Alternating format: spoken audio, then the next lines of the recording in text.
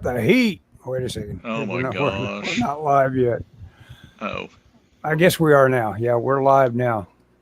do not talk about the heat, Ellis Yeah. said. So So, tired. So tiresome. It is tiresome. so I sorry, I'm adjusting things. What are you drawing there?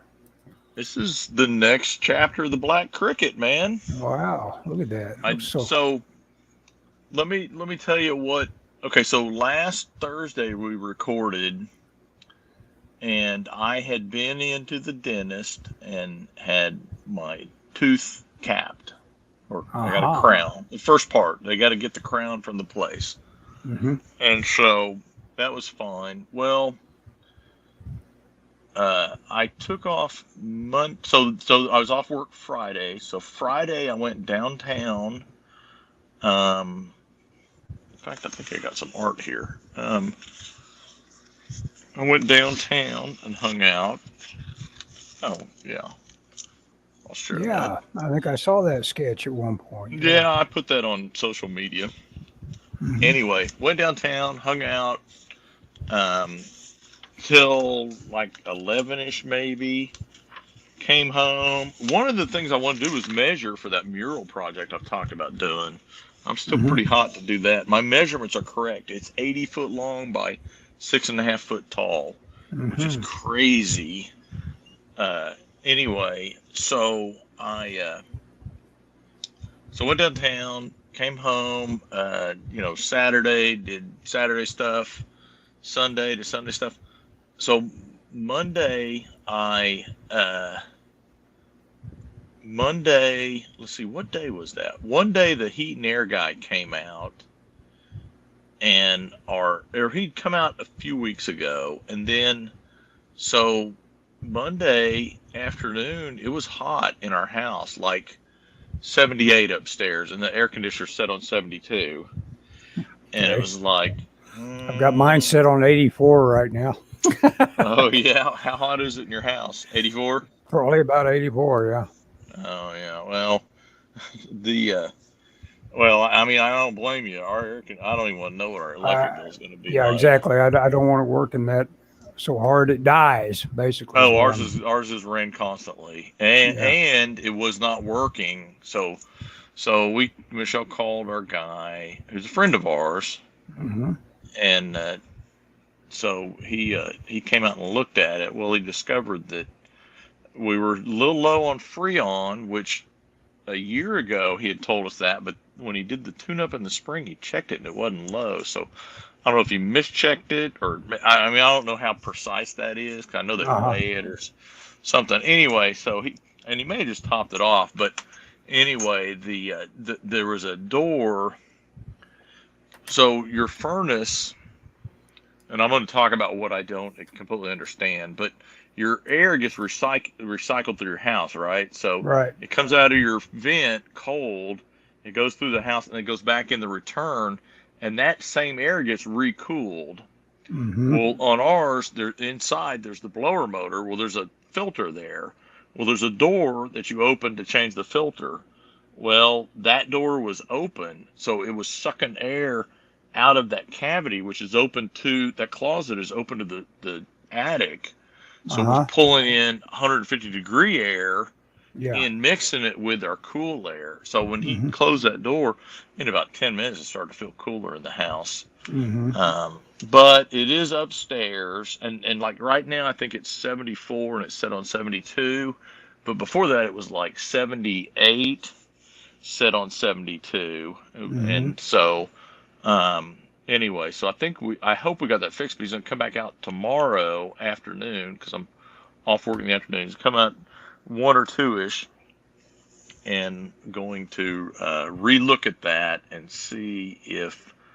um, and see if that's still working. He's gonna look at the Freon specifically. Mm-hmm. Anyway, Well, so that's good that you're able to that you have a resource like that that will yeah. come by and schedule Well, I mean, himself we for that. pay him. Don't get me wrong. Yeah. Our YouTube seems to be frozen, Ellis. Does it? I'm moving around, seeing it. Oh, okay. Maybe it's just on my end. You Could look be on like my you're end. kind of vibrating and boiling in terms of like that's an animator term. It looks like it's Oh, you know moving. what's funny? My What? TV won't shut off. There it goes. It was my TV. I'll just shut it off. You, You'll just have to tell me if anybody says anything. you need to change your batteries. Maybe I don't know. change my batteries in myself. Anyway, so in the meantime, Dan sent me the script for the next chapter of the Black Cricket, and I spent until last night, I think, or last. Yeah, no, yeah, yeah. I don't know when anyway, I've been working on thumbnails. Mm-hmm. So I got my thumbnails, which they're a little looser than I prefer, but they're good. I mean, I can tell what's going on.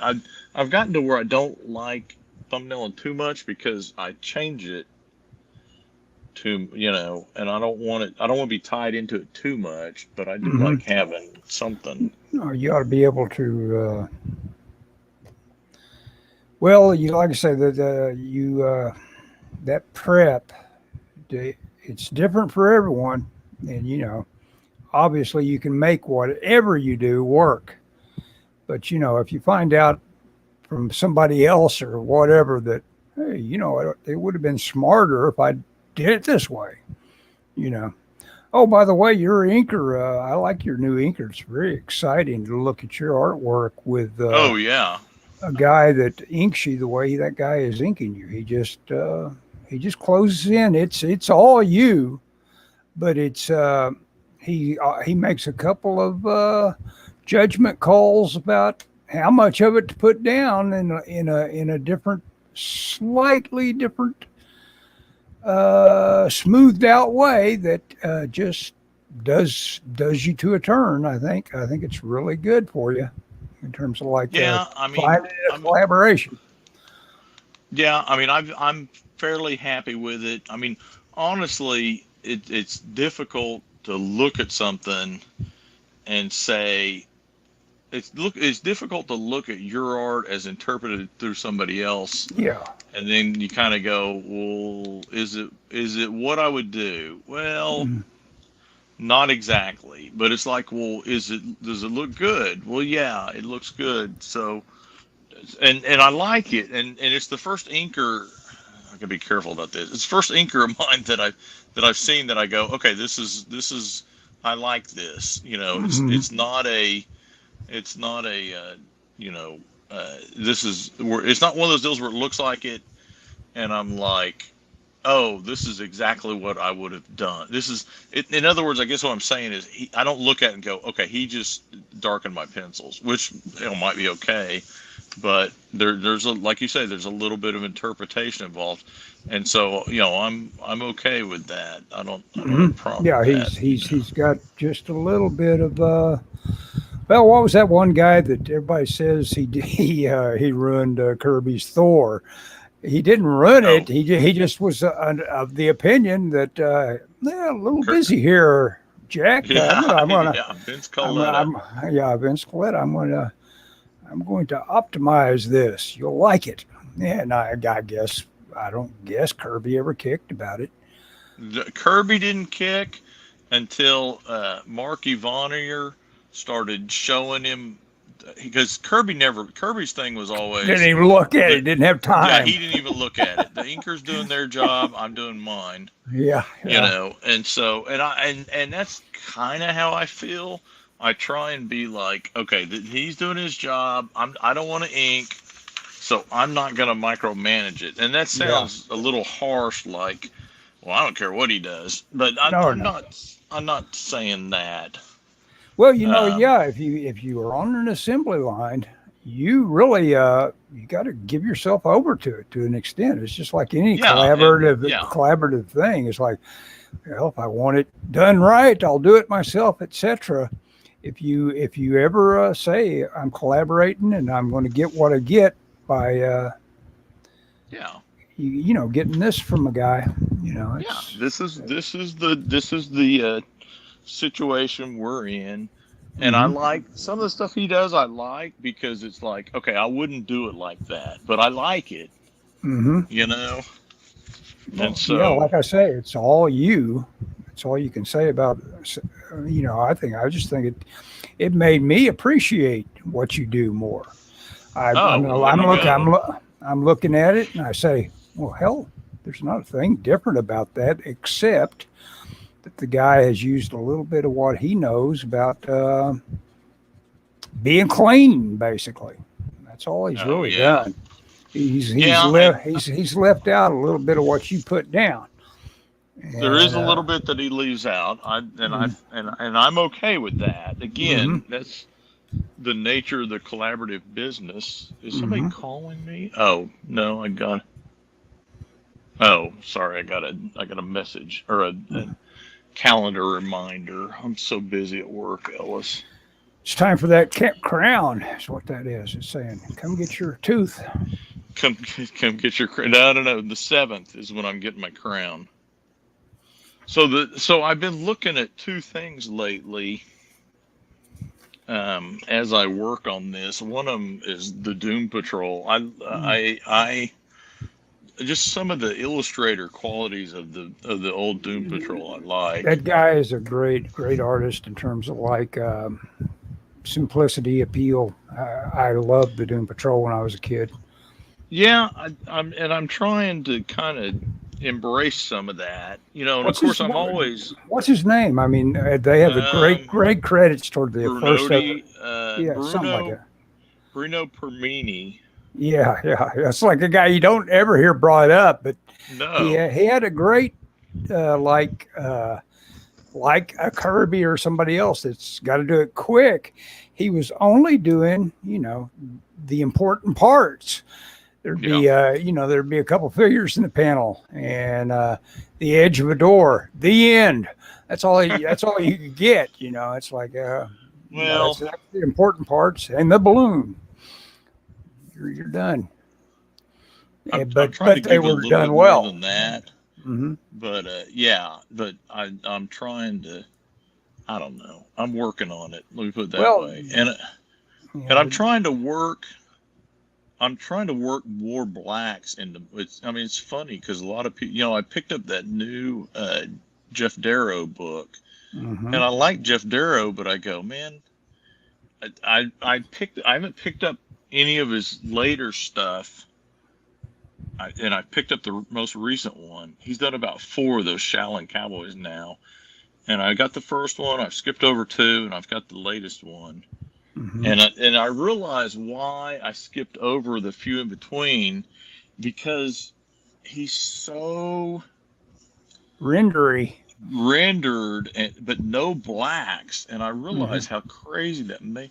Even though I like Mobius and stuff, it's like I don't. And Darrow is so detailed that everybody's like, wow, he's amazing. But it's like, God, it's just like it wears me out reading it. Hmm. And Well, that's that not just really shows what I'm you. looking.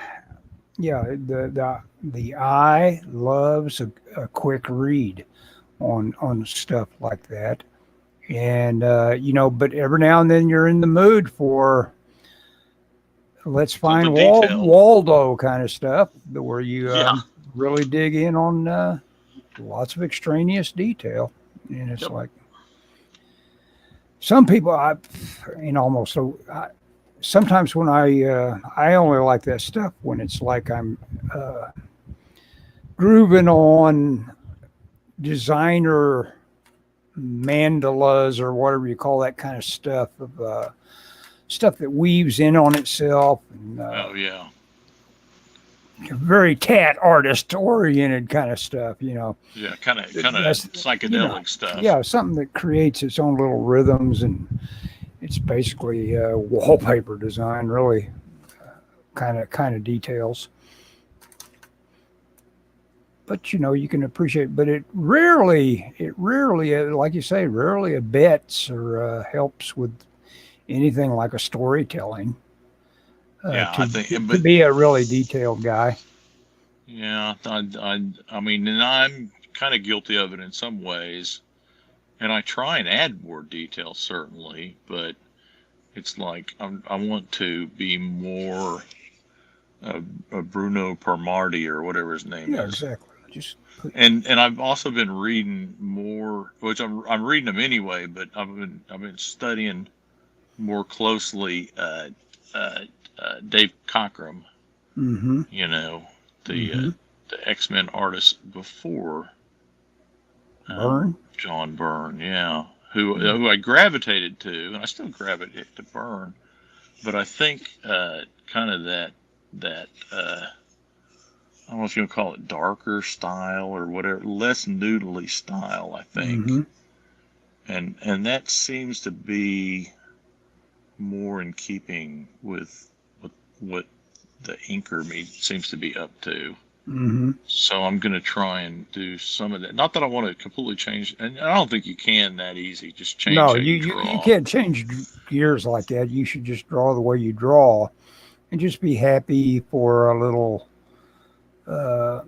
filter. Basically, he is basically a filter on your work, and he's not a terribly destructive filter on your work. So you should Yeah, be and pretty happy with it. I've had people like that work. Mm-hmm. Of course, the most infamous one I always talk about is the colors that Yeah, that I inked and they they started redrawing it. re-inked.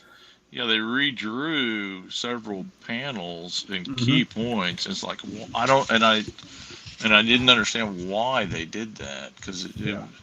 they actually deviated from the script. I followed the script, and I don't know if the writer just saw it and was like, oh my God, this is horrible, Mm-hmm. or if they did it of their own volition, but it still kind of chaps me a little bit. Well, because my thing was like, if they want to ink it, then they should have told me they're going to ink it, and I wouldn't have inked it, and I'd have been fine. Like we say at work, stay in your lane. Mm-hmm. But anyway, it's I neither here nor there. when I was sharing that. A reel goes missing in Oklahoma City, the Jeff Probine OT Yeah. Comics thing. I shared that and got a good response of people enjoying seeing that little panel. And of course, if they checked out the link, they could have seen the whole thing. So I shared a panel from that thing I did with Matt Price with his grave character, which I told you my disappointment there that they changed the proportion of my art to match that of the pages, which wrecked what I was up to in the thing. And what's cool about linking back to the web page is at least the art is untouched that way. It's not reproportioned. And Matt, said, "Hey, yeah." He actually made a comment on it. He saw it and said, "Yeah, I enjoyed doing this with you." Didn't write a big thing. I don't write big things on social media. I screwed up your pages. Yeah. I dreaded ever seeing this again, and here it is, right there in front of me. Yes, he didn't make that comment. You punished me with this once. Yeah, and here it is again. Now we're back at it. Yeah. Yeah, this thumbnail deal. That's supposedly one of the big things you have to pay attention to. Now, I'm not doing it right. I'm not doing big clickbait kind of thumbnails, but I like the idea that adds to it. Have you a little custom thumbnail instead of it picking a random frame or that one that is from the web page. He always uses that one where the guy's stabbing the guy in the eye, the crocodile in the eye, which is a good thumbnail. Yeah, it does, doesn't it? It's a good thumbnail, but but I've got nothing to do with selecting it. It's just there on my main web page. It IDs my web page or the channel, and so it just randomly tags it with that. I can draw, but I'm not inspired. What can I say? I need to draw something. Yeah. The muse is not hitting me lately. It's been hitting me regularly for the squares.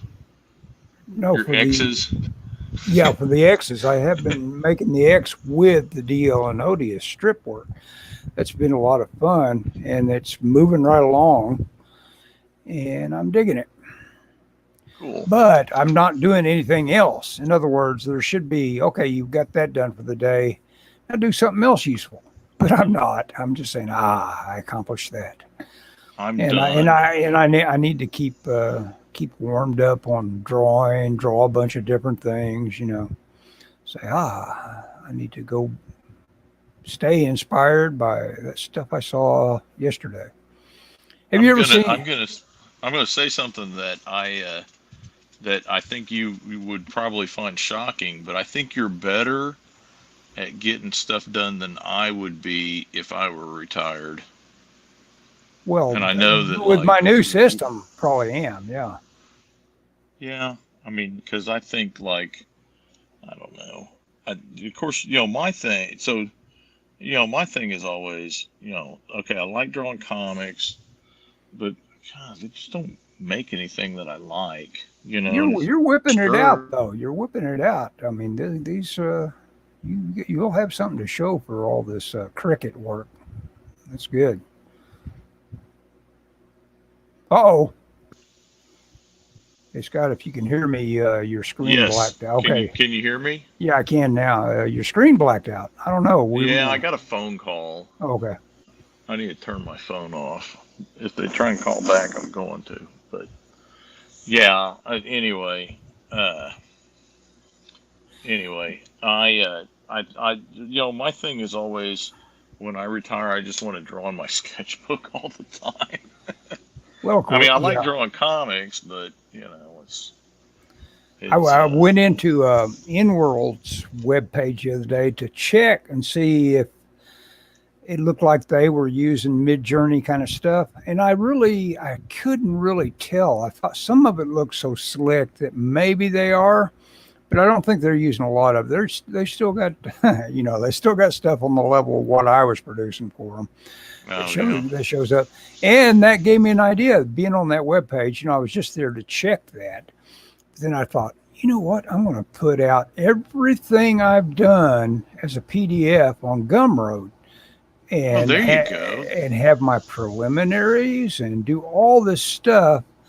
And maybe with a couple of notes explaining what the preliminary meant to me, why I took so many different approaches. And it'll be for reasons because the only way I know to work is to flail. Hack at it. What's the sculptor saying? Hack at it until you don't have any. Hack away everything that doesn't look like a person. Yeah, that's it. That's almost what I'm always up to on each one. It's almost like I forget how to draw between each assignment. But it is. I'll just explain some of the processes that went on. But and I'll maybe I also have a couple of notes about what I really wanted to do and which ones worked best and why they worked to the extent that they did work. But that's not the important part. The main part is all the imagery in the PDF that you can get in one place. That's pretty cool. Have you done it yet? Not yet. It'll take a while. Yeah, but it won't. I was going to say that's not an overnight thing. There, I've talked about making PDFs of various things, and it's like the only PDF creator I know that I really have is Photoshop, but that's enough, I guess. I also have one in the. It may be really big if you. But I don't know what the alternative would be. Yeah. Well, I could make a really big one, or I could create a much more manageable one by simply having every image lined up and then preview it in the program that Macintosh provides called Preview. And then when you hit print, those 800 images, if you select the option save as PDF, it will save a PDF of it. But I don't know if there's everyone I've ever done that way has been high enough quality for me. So why wouldn't it be high enough quality for everybody else? Well, there you go. Yeah. And anyway, I'm not going to be charging an arm and a leg. Boy, we just solved this problem, Scott, just by you allowing me to talk about it. Because that's exactly what I want to do. I want to just use that. That'll be my approach. Because there's no reason to be apologetic about the quality. It will be plenty good enough. Because you don't have to take out a loan to get what you're going to get from me on this particular project. Yes. I agree, Ellis. I'm glad. I don't know what you're planning on selling them for. Well, $500. Oh, No, I don't know. Bargain. Yeah, exactly. A bargain. As much as it cost to clean my teeth yesterday, I had to get out in this heat to go get my teeth cleaned. The ones I have left. Yeah. I hope that wasn't $500. No, it comes to close to 100. Oh, yeah. That's quite a bit. That's 5 teeth cleanings. Yeah, I know it. Oh, you think that's about what you would get charged for 5 teeth cleanings? Well, then I've got an. If it's $100 a piece, yeah, I can do math. Well, yeah. No. It was about 100 total, I think. I haven't looked at the receipt. 500. You said it's 500. No. Joking. And I said that's 5 teeth cleanings. Yeah, exactly. Yes. Have you ever seen the movie The Fury with Kirk Douglas? I don't believe I have. Oh, you haven't? I did watch Alphaville the other day, though. Oh, that's a cool movie. Yeah. It is. I watched Forbidden Planet. I don't know if I watched it before we talked or not, but I watched Forbidden Planet, and I watched, on the time I was off, I watched Forbidden Planet, Alphaville, and let's see, was it Target Earth, or did I watch it before that? I may watch Target Earth. That's pretty good. Yeah. Target Earth is another one of those movies. Is like it makes no pretension of being all that great or anything. It just delivers the goods on giving you a little dread, a little conflict, right up until it pays off with a showdown. Yeah. I thought it was pretty good. It was entertaining. Mm-hmm. I thought it had a lot of potential. I mean, God, that's, they're always making like, oh, we're going to redo The Thing. God, they should redo Target Earth. That movie cries out for a big budget kind of makeover. That's that sort of thing where somebody, for whatever reasons, they find themselves in the world alone. Have you ever seen Quiet? You haven't seen Quiet Earth, I'm sure. It's a kind of an obscure Australian flick where the thing was, if you just so happen to be dying right at the moment of this freak event that you could be thought of as an apocalyptic holocaust of a what do you call it when you wipe out all species? Extinction. Yeah, an extinction event. This extinction event occurred, and this one guy just happens to have been working in the lab that did such things, but he was one of the rare ones that just happened to be dying right at the moment of the extinction broadcast. And if you were just passing out of life from suicide or whatever at the moment that extinction event occurred, then you passed into this being alone on Earth. Who knows if you left behind living people in another plane of existence on the planet? Who knows? There's a lot of mystery left to it, but it's basically just so you can have a conflict between 3 of the last people on Earth that find each other. Oh yeah. And it's a pretty good little Australian, or it may even be New Zealand. I'm not sure. There was a movie. It's got some good stuff in it. Got a good ending. It's kind of cool. There was a movie that a lot of people talked about with Target Earth, and they said similar to, I forget what it was, but it was 3 people, and it was like the last woman on Earth or something. Mm-hmm. Yeah, 2 men and a woman. Belafonte is in it. Yeah. Yeah. What's the name of that movie? It's not called Last Woman on Earth. No, that's I know that one too. That's a Roger Corman movie. Oh yeah, that sounds like a Roger Corman movie. Well, Target Earth was a Roger Corman movie, I believe. I doubt it. No, I don't think Corman had anything to do with it. Oh yeah, you know what? I think you're right. Corman did one that was similar to it called. See, Dan's not here. He can't supply me. Hey, where is Dan? I don't know. Slacker. He's pouting because we didn't invite him. Oh, we have to invite him all of a sudden. Oh, you mean actually put him on his guest? Actually, Yeah, I'm kidding. I'm sure he's not. Are you sure he's not? It'd be a way to treat him. Have him actually on. He may be busy. Well, hopefully. I think I bought a comic the other day, and in the front it had a blurb for another comic he was working on, and it wasn't one of his comics, but it was like, oh, coming soon from Dan Johnson, like somebody else, and I was like, what? It's like Stan Lee can say, hey, I got 50 projects coming out this month. I want all my true believers out there to buy every one of them. He's handed some notes. He's handed that many notes out to artists that he can have that many ideas coming to, coming out. Boy, Roger Corman, you can't even get to the bottom of all the stuff he put out. Oh, yeah, I checked a book in the library of his. They got one, I forget the name of it, but holy cow, it's so in-depth what he's done. Well, the best one is the one he wrote called How I Worked in Hollywood and Never Lost a Dime. Oh, yeah.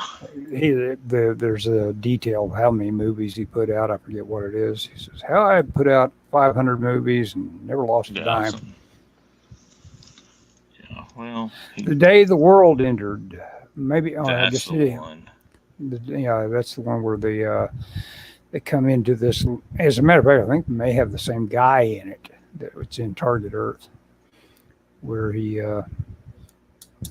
shows up. Oh, the guy was in a lot of stuff. He was typically in Hawaii Five-O's, I think, as one of the, as one of the chief cops over Dano, or not, whatever the main guy was.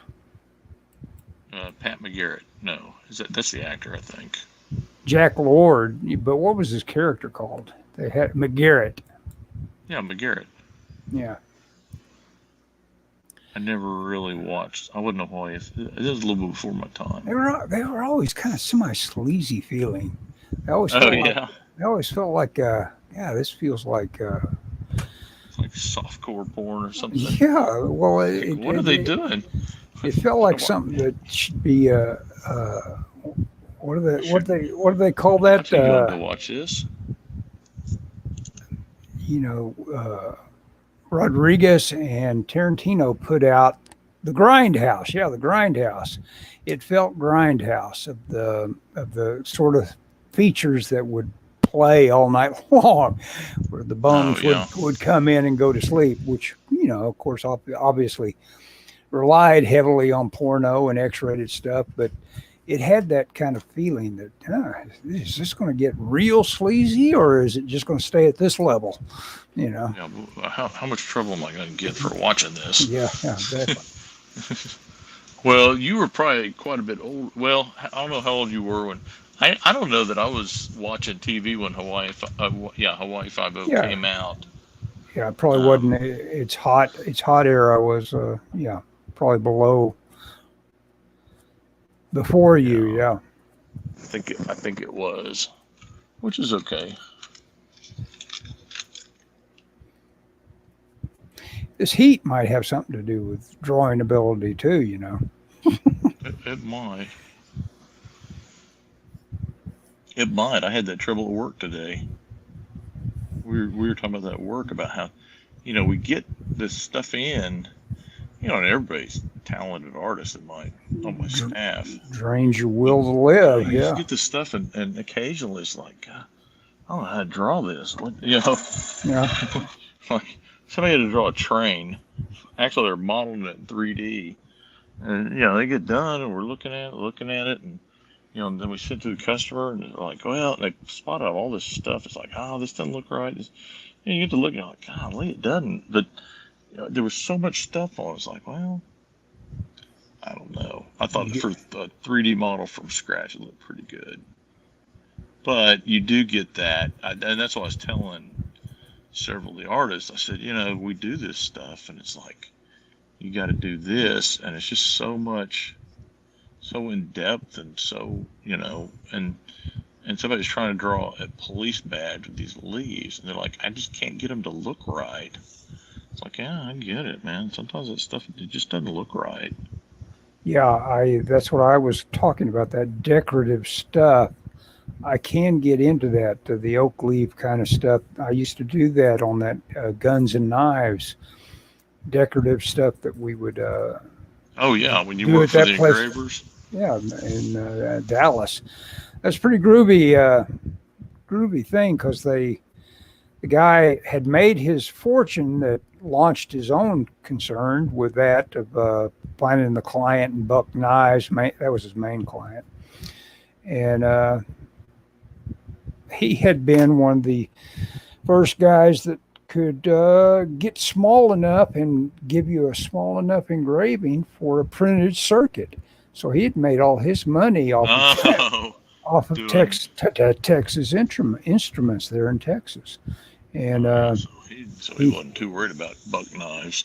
Yeah, he had left. I mean, that. He was, obviously. But of course, their big thing was they also did gold leaf. So there had to be a kind of almost like South African kind of security on watching their gold, you know, basically, so it didn't walk off.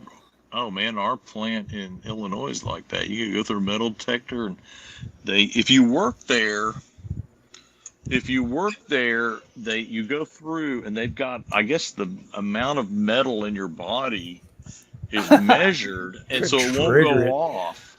It won't trigger it. But if you're a visitor, you don't have that record, and so they have to wand you, you know, which is, you know, kind of odd, but, you know. I mean, you know, I knew it going in, so I didn't care. You know, I'm not stealing anything. Well, that's the deal. The way they used to treat those guys trying to make out with some diamonds or whatever. It's like, boy, they said, okay, well, death penalty for you. Oh yeah. We don't steal diamonds in this mine. You know. Yeah, well, I don't know about getting the death penalty at work. Yeah. It was never that. It never came to that, thankfully. Mm-hmm. What was the deal? Oh, there's some movie where someone has to set off. It's probably Sands of the Kalahari, where this guy has just gone through hell to hike his way out to try to get help for the people that have crashed in this little desert place where, you know, it was madness to even think you could walk out. Anyway, manages to walk all the way out, and that's what he wanders into is a high security diamond mine thing where basically he's got to talk him out of not killing him on the spot. And it's, you know, he's crying and all this stuff, because they're not treating him like it's very obviously he's a guy in distress and everything like that. It's like, where the hell do you think I came from? You know, it's like, you know, that sort of dialogue that would go on with someone assuming you were a diamond thief when you just walked that reminds me 100 miles. My boss telling a story about being hunting in the southeast part of Oklahoma and coming across a spot where some good old boys were growing marijuana. Mm-hmm. Oh, that'll get you killed. Yeah. Yeah, same kind of thing, you know. Mm-hmm.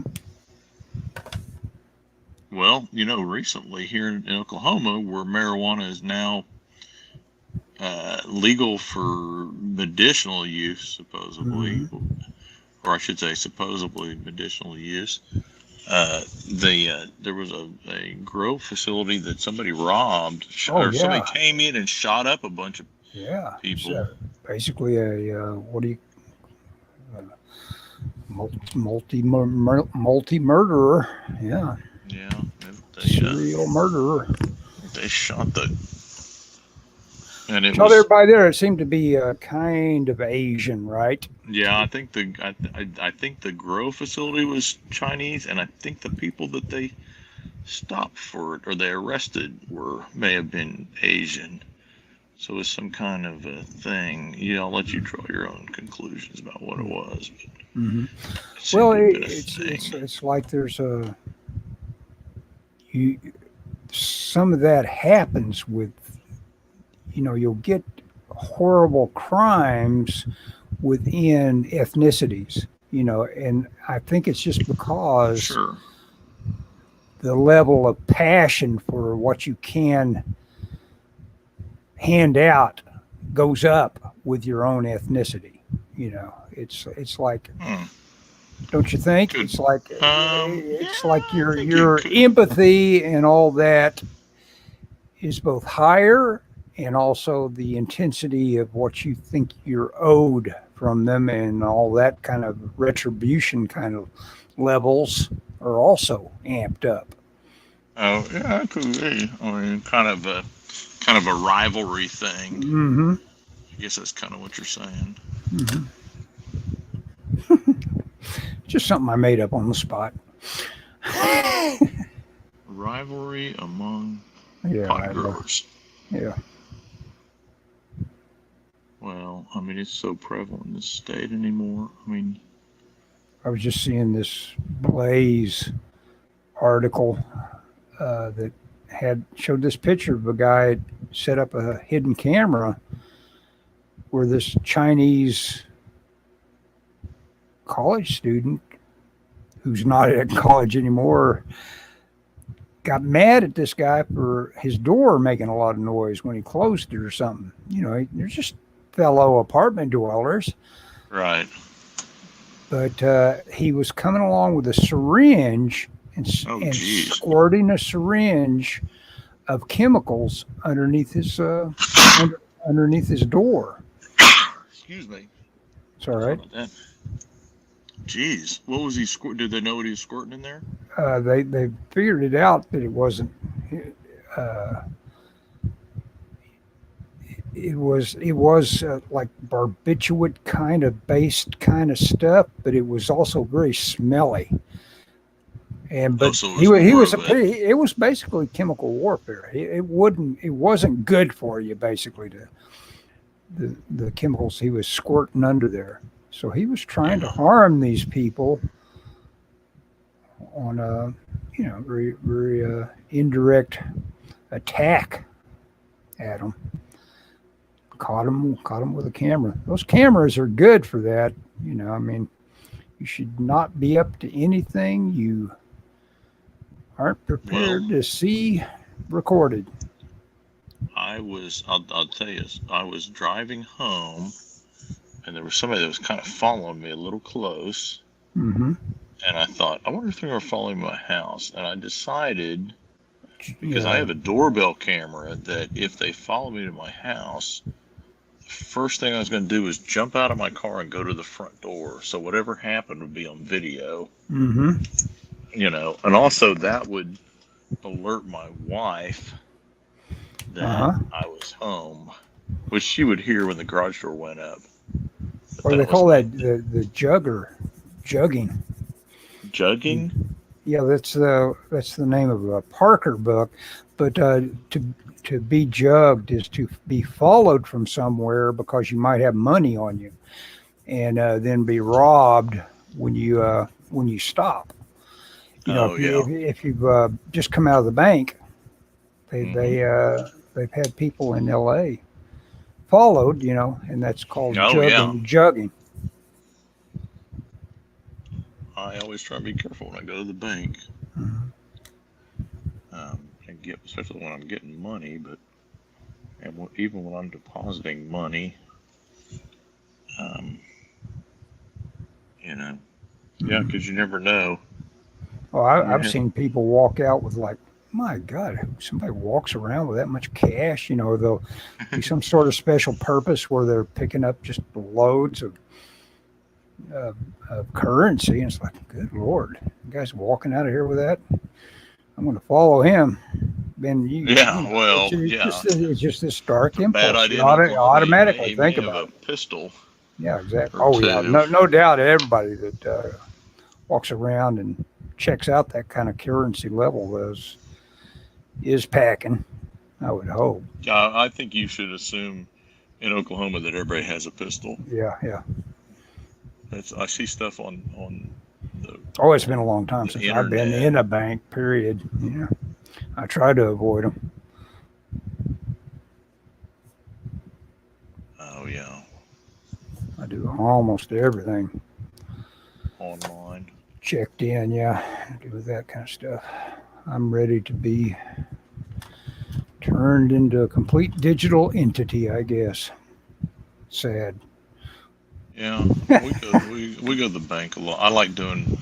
In fact, we switch banks because I like doing my business in the bank, and our bank has no branches open on Saturday. Only a few of them have inside. The inside is even active on a Saturday, which is when we have to do all of our banking because we work, and they are only by appointment. Which we were just like, this is ridiculous, because we were taking stuff by the bank and we'd do it in the ATM, and like you say, it's a little more dangerous in the ATM, and so we especially if someone's like banks. I don't get jugged.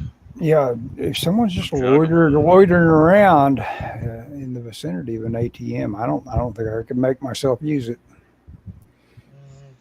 Even if they were several feet away, if they didn't seem to have a purpose. Yeah, I would definitely pass up if they appeared to be loitering as such. I've got this thing I got from the library while I was there the other day. There was a miscommunication on where the stuff I was supposed to pick up went. They've opened up a little branch that's basically the basketball court of a church, not too far from me, just a half mile or so. Yeah, in a gymnasium. Not an outdoor court. Yeah, okay. No, it's indoor, and so that's where they're routing my stuff now. And is that good or bad? Well, it's closer, but while I was at the one where I accidentally went to the one that's 5 miles away, I said, well, now I've got to kill time here before my dental appointment. I might as well pick something up. And I got this PBS documentary on Flannery O'Connor. Oh, yeah. And I discovered that when I watch PBS stuff, it's like, I don't know, this kind of hurts my head.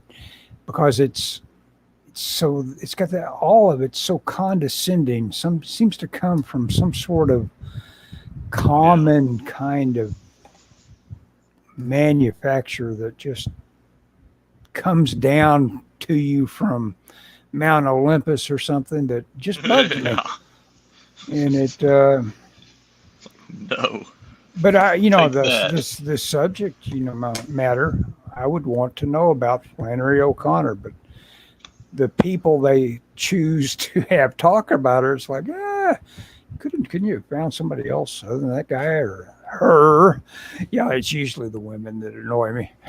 It's they bring on an expert woman, and it's like, geez, I can't listen to her talk. Hey, even though Flannery O'Connor's obviously. Yeah, I was gonna say Flannery O'Connor was a woman, but I mean that doesn't mean that. Well, I don't think that means only women can talk about Flannery O'Connor. I don't know anything about her though, so I can't say. I could be wrong. Have you read any of her stuff or? I don't think I have, and the bad thing is, the author of Confederacy of Dunces was a big fan of hers. Oh yeah. Oh, he and it's would be. like, Yeah. yeah, and so I can't, and so it's like, oh, but Make everything make that I've make time tried, make time to read. A good man is hard to find. oh yeah, Sometime. Oh yeah, that's the one to start with. After that, you'll say, "What? What? I gotta see what else she's written." okay, I will do that. A good man is hard to find because that will bug you when you read that. You say, "Is that what It'll bug everybody's me. talking?" Oh, it will bug you because it's like I've always heard that title and people refer to it, and so this is what it's all about. When you finally get the goods on a piece like that, and you read it yourself, you go, "Huh, that's interesting." She was asked. She's also from that era with that interesting woman photographer that also specialized in kind of odd people, whose name I can't Oh, think the of. woman that did the Depression era photos. Is that who you're talking about? Well, No. she typically did urban portraiture and weirdos and Okay, I don't think it's the lady I'm thinking of. Diane Arbus. Diane Arbus. My favorite photograph of hers is this kid with a hand grenade in his hand. He's just a skinny, gawky, nerdy kid, but he's got a hand grenade in his hand that turns him into a different. Yeah, yeah. He's got more presence with a hand grenade in his hand. This is why I'm not in favor of open carry. Yeah. There's more presence when it's got an AR-15. I'm putting my pistol up, kid. Yeah. Put the hand grenade down. Well, at my But of course, work, it's one of those toy hand grenades where you throw it and the cap goes off. Now, my work, you can conceal carry. Oh my! And I don't know if they don't make a big deal about it, but they don't. There's no signage about that. But they do not allow open carry. And for a while, there was talk that they would allow open carry, and I thought, good grief, it's going to be like the old West around here with everybody walking around with guns on their hip. Their pistol. Well, I tell you what, though, that would be a fun thing for someone to decide they were going to drop in on you and decide to shoot the place up to find out everybody was packing. Yeah, I could promise you there's weapons aplenty at it would be a bad place for somebody to try and do that because there's plenty of guns scattered around. That is one solution that works because as crazy as that might sound to a liberal that everybody at your workplace has a gun on them. What happens with that thing? And of course, they could do a lot of damage in the first few minutes of freaking out. But the point is, if someone is mentally bent enough to freak out and start shooting people, they're going to get shot themselves within a minute. Yeah. And that solves to an extent the idea of craziness like that. Is if everybody's packing. That kind of craziness only lasts so long.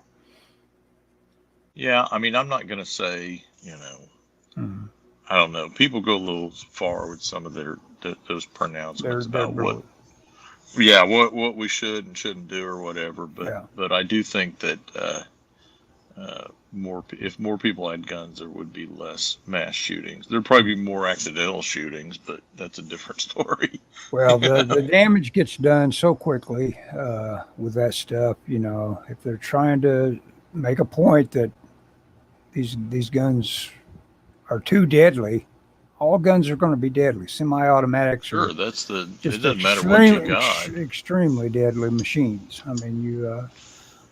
Semi-auto is going to feed you something that'll kill somebody in a fraction of a second. And, you can't make a big point of saying an AR is the one you got to ban because they're all like that, Oh yeah, the idea that they would ban an AR for whatever reason is a little ridiculous because there's plenty of guns. I mean, It's just the one that markets. it's just the one that looks the worst. Mm-hmm. But I mean, there are identical guns that do Oh yeah, not. oh yeah. They look like straight up hunting rifles. Shoot just as quick as you can pull the trigger. Built the Yeah. same way. Yep. Geez, I mean, you can rattle off a clip of pistol bullets pretty quick. Sure. And you can that one little goof that they won't release her manifesto. Oh They yeah. kill so many kids.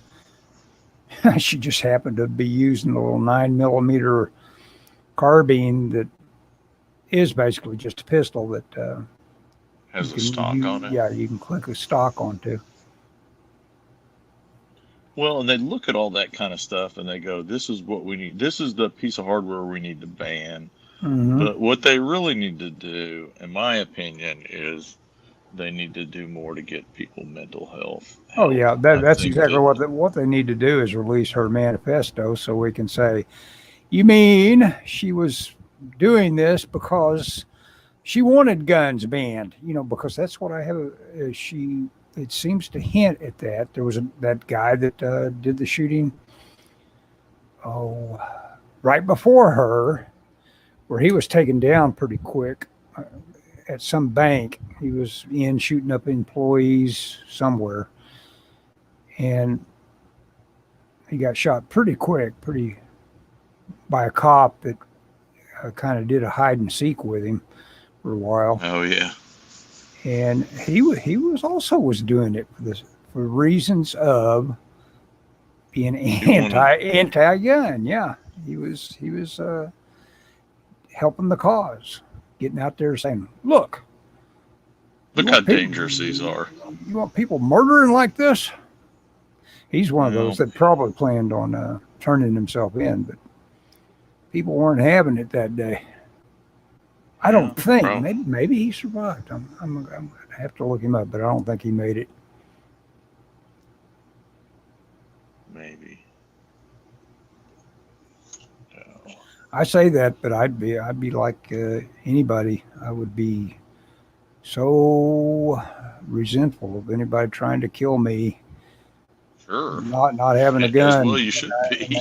Oh yeah, and I would hate them to the depth of my ability to hate them, and I'm sure it would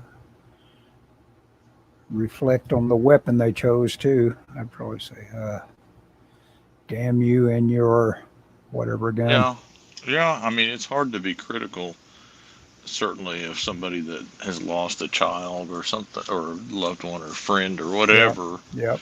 And where they say we need to get rid of this. Yeah, I mean but I don't know. But the problem is always if it's not like all the guns are just going to vanish. No.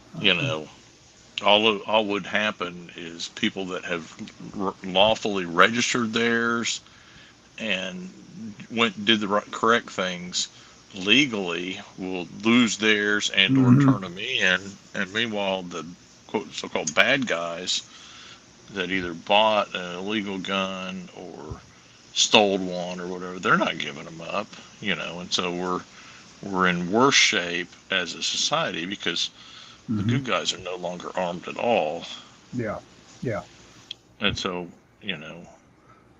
and they say, and they say, well, we have, three guns for every person in the country. How many guns do you need? It's like, well, one thing is that makes people wonder potentially, maybe this guy I'm getting ready to rob does have a gun, and if we have, what's the difference?